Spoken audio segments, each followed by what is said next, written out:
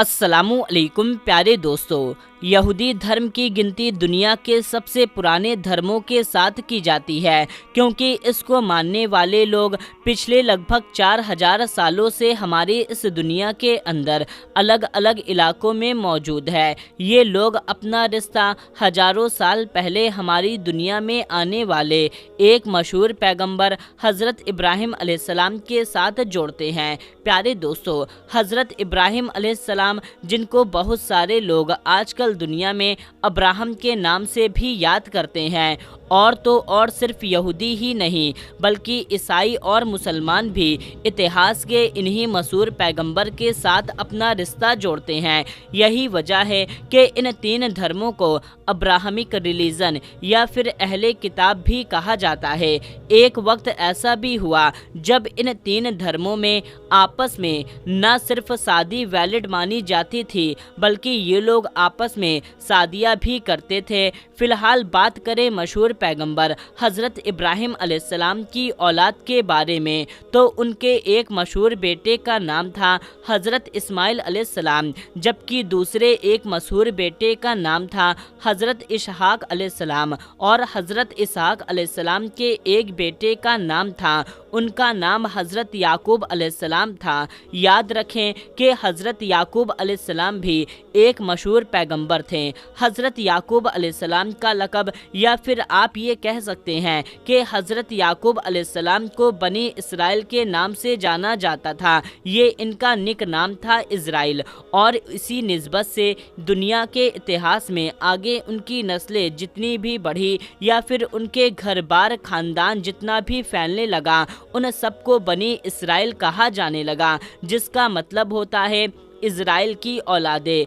याकूब अलैहिस्सलाम, जिन औलादों को एक लंबे वक्त तक बनी इसराइल कहा गया था, उनको ही आमतौर पर आज के दौर में यहूदियों के नाम से जाना जाता है। फिलहाल याकूब अलैहिस्सलाम के लगभग 12 बेटे थे, और इन 12 बेटों में से जो सबसे ज़्यादा मशहूर हुए उनमें से एक का नाम तो हज़रत यूसुफ अलैहिस्सलाम था, और ये भी पैगंबर थे, जबकि दूसरे बेटे का नाम बिनयामीन था। यहाँ पर याद रखने वाली बात यह है कि बिनयामीन और हज़रत यूसुफ अलैहिस्सलाम जो थे वो दरअसल हज़रत याकूब अलैहिस्सलाम के एक बीवी में से थे, जबकि बाकी बचे हुए 10 बेटे 3 अलग अलग बीवियों में से थे। इन कुल 12 बेटों में ही बनी इसराइल के 12 कबीले वजूद में आए थे, और वहीं बड़े कबीले जिनका न सिर्फ इतिहास में हमेशा से जिक्र किया जाता है, बल्कि आज के दौर में भी कभी कभी इसके बारे में बात की जाती है।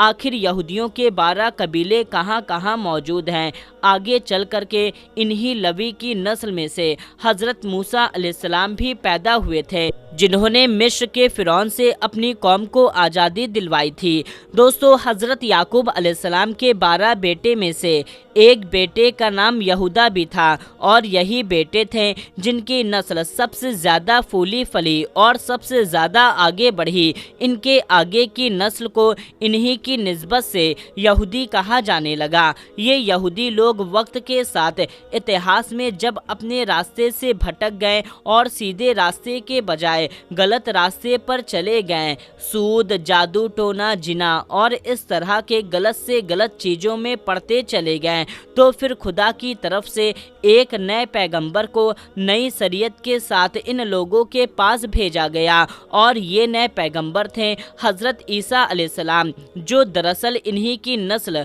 मतलब यहूदियों में से ही पैदा हुए थे। मगर ज़्यादातर यहूदियों ने हज़रत ईसा अलैहिस्सलाम को मानने से मना कर दिया। नतीजा ये हुआ कि हज़रत ईसा अलैहिस्सलाम को सूली पर चढ़ाने के लिए तैयारी कर ली गई। फिलहाल हज़रत ईसा अलैहिस्सलाम को सूली पर चढ़ाया गया था या नहीं, ये अपने आप में एक अलग टॉपिक है, क्योंकि जहाँ तक ईसाइयों और यहूदियों के मुताबिक हज़रत ईसा अलैहिस्सलाम को सूली पर चढ़ा दिया गया था, तो वहीं दूसरी तरफ मुसलमानों के मुताबिक हज़रत ईसा अलैहिस्सलाम को सूली पर चढ़ाने की कोशिश तो की गई थी, मगर अल्लाह की तरफ से उनको पहले ही आसमान पर उठा लिया गया था। दोस्तों, आपको याद होगा कि हमने वीडियो के शुरुआत में बताया था कि हज़रत इब्राहिम अलैहिस्सलाम के दो मशहूर बेटों में से एक का नाम हज़रत इस्माइल अलैहिस्सलाम और एक का नाम हज़रत इसहाक अलैहिस्सलाम था। अभी तक जो सारी बातें चल रही थी, दरअसल हज़रत इसहाक अलैहिस्सलाम की औलादों की चल रही थी।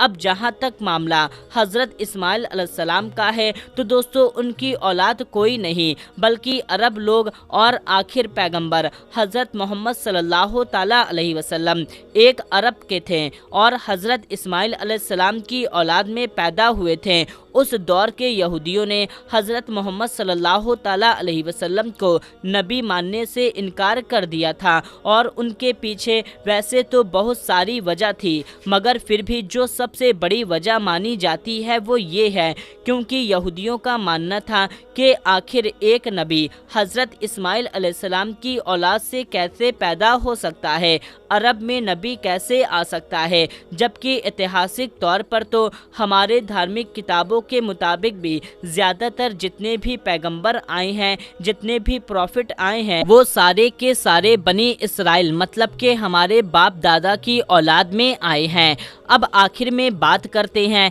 कि हज़रत याकूब अलैहिस्सलाम के 12 बेटों में सबसे मशहूर और सबसे प्यारे बेटे हज़रत यूसुफ अलैहिस्सलाम के बारे में। दोस्तों, क्या आप लोग जानते हैं कि हज़रत यूसुफ अलैहिस्सलाम की औलादें आजकल कहाँ हैं? तो दोस्तों, ऐतिहासिक तौर पर ऐसी चीज़ें तो कंफर्म नहीं की जा सकती, मगर हाँ दावे के हिसाब से देखा जाए तो आज के दौर में जो लोग ये दावा करते हैं कि वो हज़रत यूसुफ अलैहिस्सलाम की औलाद से हैं, तो दरअसल इज़राइल के अंदर रहते इज़राइल में तो इनकी आबादी बहुत कम है, जो लगभग 800 के करीब भी नहीं पहुंचती है, मगर मुल्क शाम में, जिसका आज के दौर में सीरिया के नाम से जाना जाता है, ये वही जगह है जहां पर हज़रत याकूब अलैहिस्सलाम और उनके आबाओ अजदाद रहा करते थे। आज के दौर में ये लोग अपने आप सामरिया ग्रुप के नाम से जानते हैं, जो अपने आप में ही वक्त के साथ साथ यहूदियों का एक फ़िरका बन चुका है।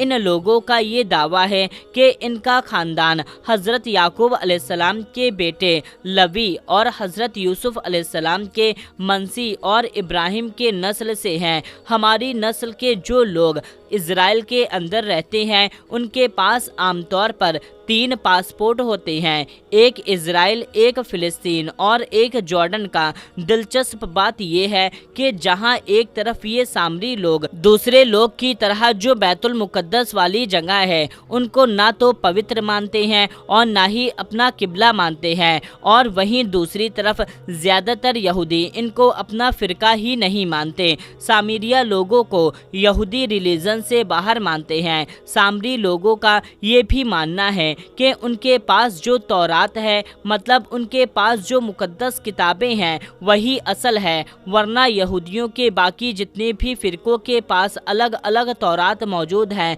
उन सभी में कोई ना कोई कमी और ज़्यादती कर दी गई है, मतलब कि उनमें बदलाव हो चुका है। सामरी लोग फ़िलिस्तीन लोगों के लहजे में अरबी के साथ साथ इब्रानी भी बोलते हैं। सामरी लोग अपने ग्रुप के साथ मतलब यहूदियों के दूसरे फ़िरकों में ना तो शादी वगैरह करते हैं, ना ही उनके हाथ का जबीहा खाते हैं, मतलब जिबा किया हुआ जानवर भी नहीं खाते। सामरी ग्रुप के ताल्लुक़ रखने वाले लोग यहूदी होने के बावजूद भी फ़िलिस्तीनी कल्चर में और फ़िलिस्तीनी लोगों से काफ़ी मिलजुल कर रहते हैं। ये लोग ये दावा करते हैं कि आसमानी किताब मतलब के तौरात का असली मुहाफिज हैं, इसीलिए तौरात से जुड़े हुए सामरी लोग अलग अलग त्यौहार भी सेलिब्रेट करते हैं। वैसे तो दोस्तों, दुनिया के बाकी धर्मों की तरह यहूदियों में भी वक्त के साथ बहुत सारे फ़िरके बन चुके हैं, मगर इन सारे फ़िरकों में जितना ज़्यादा अलग और यूनिक ये सामरिक ग्रुप है,